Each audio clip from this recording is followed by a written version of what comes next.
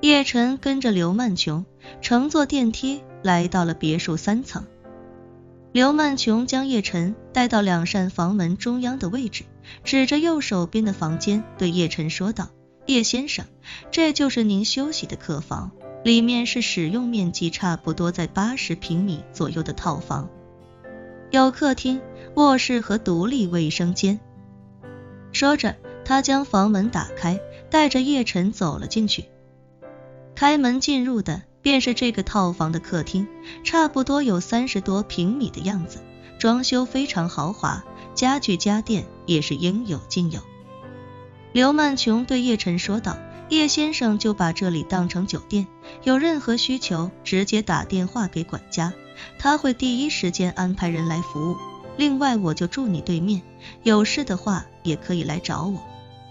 叶晨感谢道：好的，曼琼小姐，我知道了，谢谢。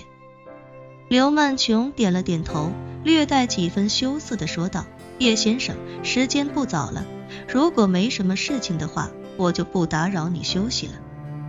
叶晨微微笑道：好，曼琼小姐也早点休息。刘曼琼忙道：哦，对了，叶先生，还是不要叫我曼琼小姐了，直接叫我曼琼就好。行，叶晨也没客气，便道：那我们以后就互相叫对方姓名吧，也不要先生小姐的叫来叫去了。刘曼琼脸颊微红，低声道：叶先生可以直接叫我曼琼，不过按照我们的习惯，还是喜欢称呼男性为先生。说着，他又问叶晨：叶先生，不知你平时是用哪款通讯软件呢？是微信还是 WhatsApp？ 叶晨道：我用微信，不过好像你们这边用 WhatsApp 多一些。对，刘曼琼道：大部分人用 WhatsApp， 不过也有一部分人2个软件都用，毕竟大家也都有很多内地朋友。说着，刘曼琼掏出手机，打开自己的微信，对叶晨说道：叶先生，如果方便的话，咱们2个人加一个微信好友吧。好，叶晨也拿出手机，与刘曼琼互加了微信好友。刘曼琼见叶晨通过自己好友申请，心中一阵喜悦，便道：叶先生，那我先回房间了，有事的话也可以在微信上告诉我。没问题。刘曼琼微笑着摆摆手：那晚安了，叶先生。互道晚安之后，刘曼琼回到了自己的闺房，把门关上的那一刻，她靠在门上，双手捂着自己的胸口，脸上2朵红晕也比之前深了许多。她待心情稍微平复些许之后，便立刻打开手机，进了叶晨的朋友圈，想从他朋友圈里看到更多与他有关的信息。可遗憾的是，叶晨本身就不是一个喜欢发朋友圈的人。他的朋友圈设置的是半年可见，可是这半年他一条朋友圈都没有发过。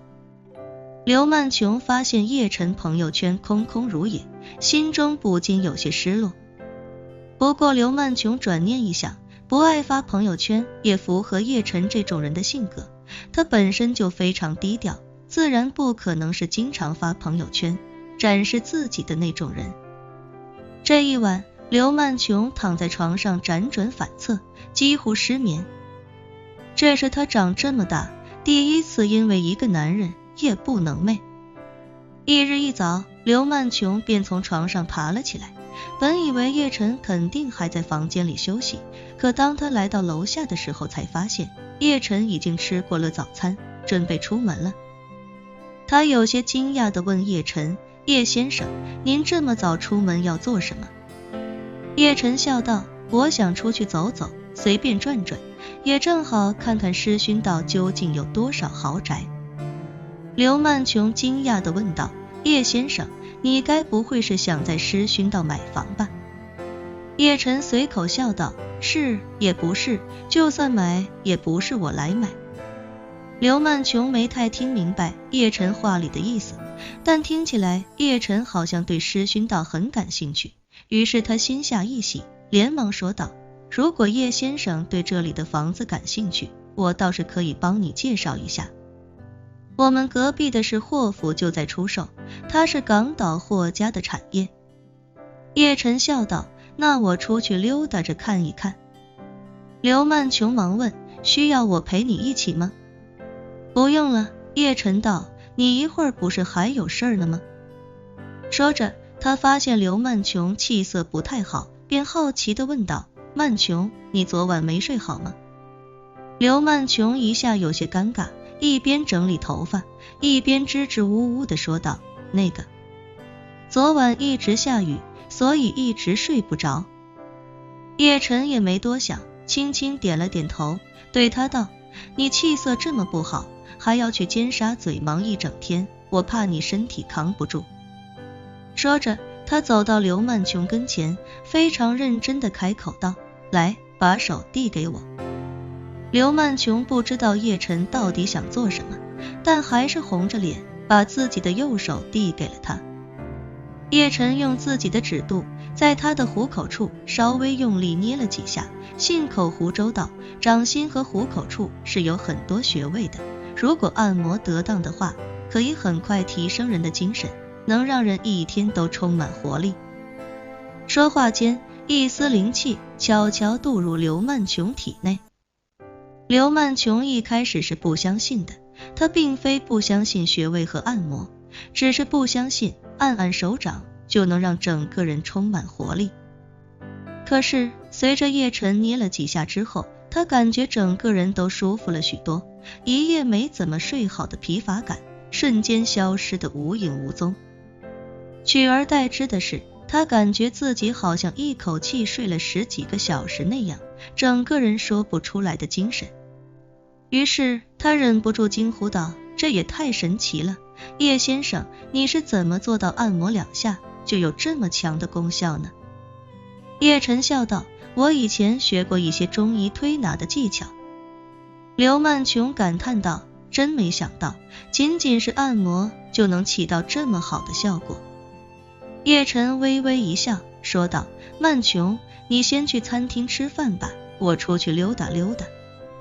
好，刘曼琼点了点头说道，叶先生要是有什么疑问，随时可以在微信上问我，如果看上哪套房子了，可以把门牌号拍下来，我让人帮你打听一下。好的。叶晨答应下来，随即与刘曼琼挥了挥手，便一个人出了刘家的豪宅。如他刚才跟刘曼琼说的那样，他确实打算在狮勋道买套房子，但是他不打算自己买，而是打算让刘家辉出钱来买。而且买下来之后，他也不打算自己住，而是打算让钟叔和他的家人住在这里。刘家辉对钟叔咄咄逼人，杀心甚浓，叶晨虽不打算太过刁难他，但狠狠地挫一挫他的尊严和锐气还是必不可少。